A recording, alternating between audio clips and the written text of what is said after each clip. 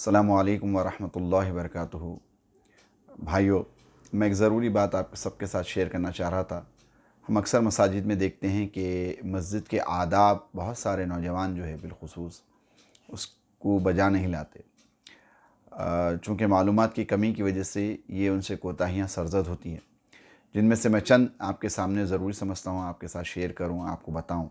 ताकि आइंदा जो है हम इन बातों का जो है एहतियात करें। अवलन, बाज़ वक्त आपने महसूस किया होगा, ख़ास तौर पे ऐसे इलाके जहाँ मस्जिद है, जो कोई कमर्शियल एरिया है, जहाँ पर कोई आईटी कंपनीज़ है, वहाँ पर आपने ये बात महसूस की होगी कि चंद नौजवान जो है जो नमाज के लिए आते हैं वहाँ पर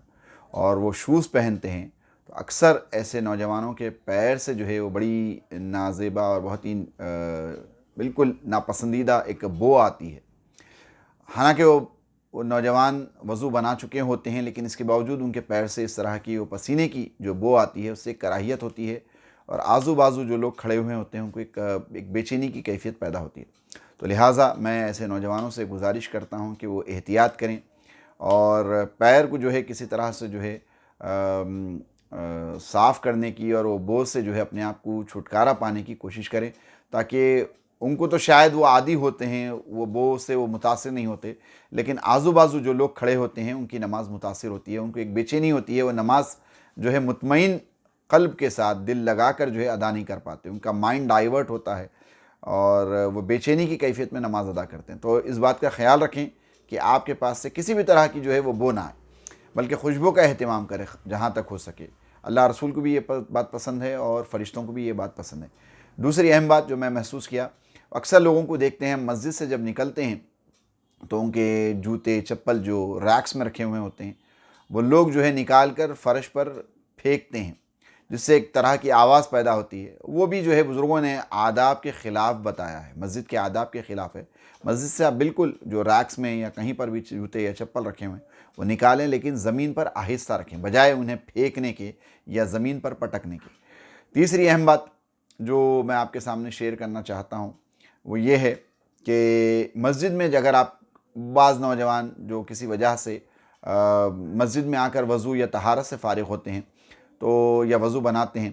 तो उनके लिए मेरी गुजारिश है कि आप अपने साथ एक दस्ती ज़रूर रखें या टावल, छोटा टावल, आजकल छोटे टावल्स भी जो है मार्केट में दस्तयाब है, मिलते हैं, या कम से कम दस्ती जो है अपने साथ एक कपड़े का टुकड़ा ज़रूर रखें, ताकि आप वज़ू बनाकर उस कपड़े से जो है अपने वज़ू को के ख़तरों को और वो जो कच्चापन आपके जिस्म पर लगा हुआ है उससे आप अपने आप को बिल्कुल ड्राई कर लें, अपने हाथों को, अपने पैरों को, अपने चेहरे को बिलखुसूस। और तो इससे क्या होता है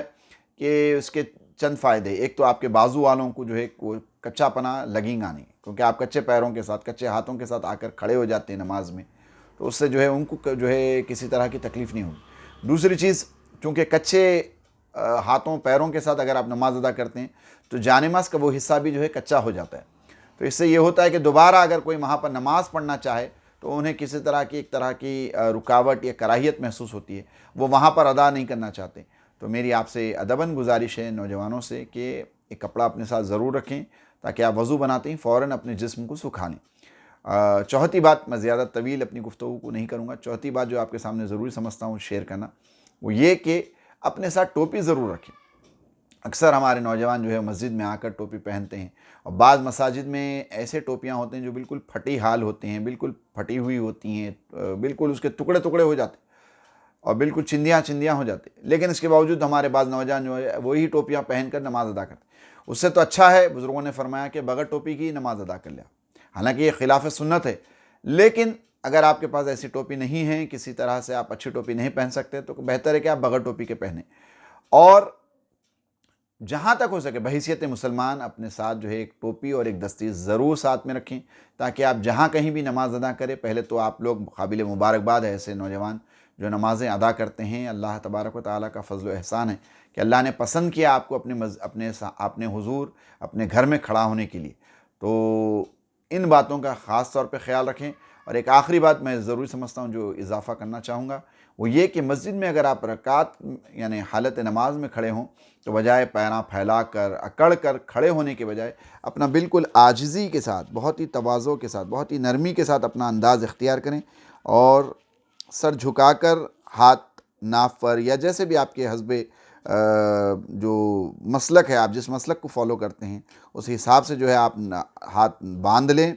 اور پھر جو ہے بہت ہی سر جھکا کر پیراں قریب رکھ کر ادب کے ساتھ کھڑے ہو جائیں، کیونکہ آپ اللہ رب العزت کے حضور اور اللہ رب العزت کی بارگاہ میں کھڑے ہوئے ہیں۔ تو ان باتوں کا خاص طور پر خیال رکھیں تاکہ آپ کی بھی نماز جو ہے اچھے انداز سے ادا ہو جائے، اور بازو والوں کو بھی، جو آپ کے آزو بازو جو آپ کے ساتھ مصلیاں کھڑے ہوئے ہیں نماز کے لیے، انہیں بھی کسی بھی طرح کی تکلیف نہ ہو اور آپ کی اور ان کی نماز اچھی طرح سے ادا ہو جائے۔ جزاک اللہ۔ السلام علیکم ورحمۃ اللہ وبرکاتہ۔